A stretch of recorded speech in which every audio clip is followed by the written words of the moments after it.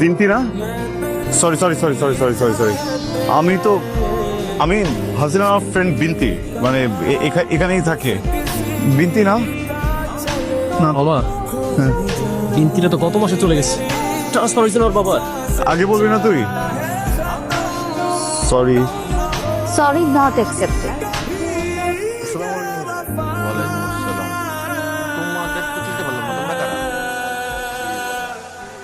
আমার চিনতে পারতেছেন না? আরে আমার ফোন না, আপনার কত মনে আমার ফোনে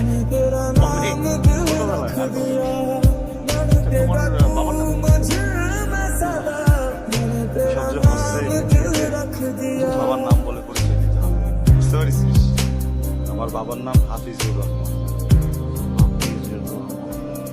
ও, তুমি আমাদের হাফিজ ভাইয়ের ছেলে?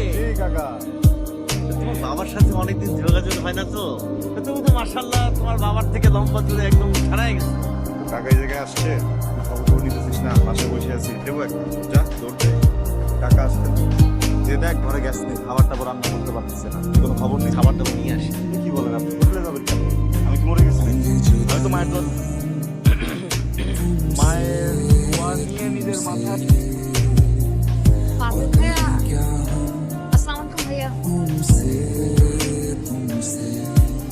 আপনার উপর সামনে বসে তো ভালো ভালো ভালো জি, সব ভালো। আইসটা পরিচয় করে দেখি। ভাইকে আবার কেন আছে? কেন বেদ হয়ে যাচ্ছে, বেদ হয়ে যাচ্ছে। আদর নেবার কাছ থেকে সালাম নেই, দোয়া নেই, দোয়া নেই, আদর নেই, অনেক আদরের উৎস। তো ভালোবাসতাম ওকে ছোটবেলায়, টস টস একটা গাল, এখনো টস মনে কামড় দেয়। ভাই মানি তো থাকবে ভাই। আর বললেন না ভাইয়া, ও তো আমার স্কুল ফ্রেন্ড, আমরা একই সাথে একই স্কুলে পড়তাম।